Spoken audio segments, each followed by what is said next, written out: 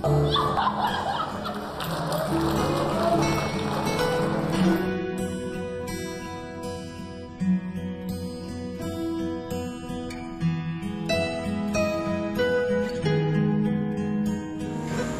ka ba na ako yung gusto mo? O gusto mo lang ako kasi ako yung nakatiis sa'yo? Na ako yung lagi mong kasama? Kasi kung titingin ka naman dito sa Malaya, ang dami dyan mga babae na mas maganda, mas makinis, mas fashionable, mas cool, mas mayaman, mas bagay sa'yo. Bakit ba ako? Akala mo ba, kapag magkasama tayo, hindi ko napapansin yung mga tao sa paligid ko? Tama ka. Marami dyan na mas magaganda, mas makikinis, at mas malalaman. Kaya lang, ang sinasabi ng puso ko para sa'yo ay...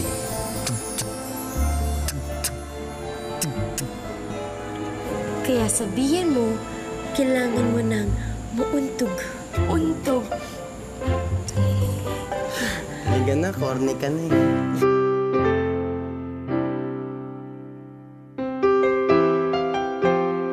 Buhay ko to, Chicha. It should have been my choice.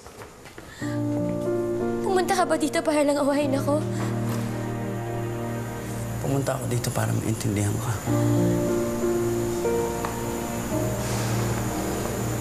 Kung bakit mo nagawa yan. Nakiusap ako sa'yo, Chichay. Nakiusap ako sa'yo, bigyan mo sa akin yung laro na yun. Nakiusap ako sa'yo, hayaan mo na lang ako.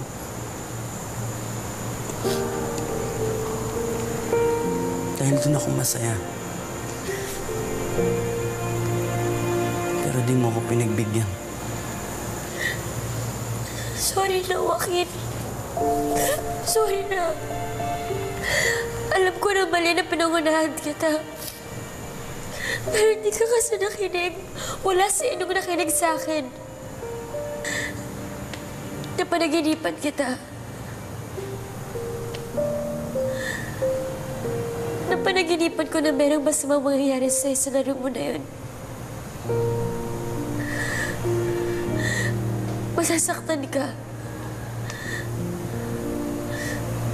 Chichay, panaginip lang yun. Pero lahat ng nasa panaginip ko nangyayari noong araw na yun. At di ko nakakayanin na umabot pa sa... Saan? Namatay ka sa panaginip ko. Ay, ganun din naman yung nangyayari sa akin ngayon.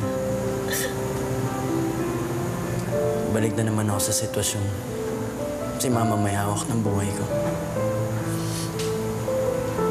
Chicha, ikaw nagpatikim sa akin ng totoong buhay. Pero ikaw din ang bumawi nun. Oo, buhay nga ako ngayon. Pero dahil sa ginawa mo, para mo na akong pinatay.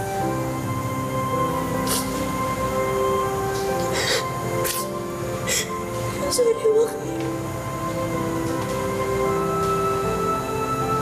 Sorry kung naging selfish ako. Sorry, natakot lang naman kasi ako eh. Natakot ako na baka mawala ka sa akin. Natakot ako kasi mahal kita. Sorry.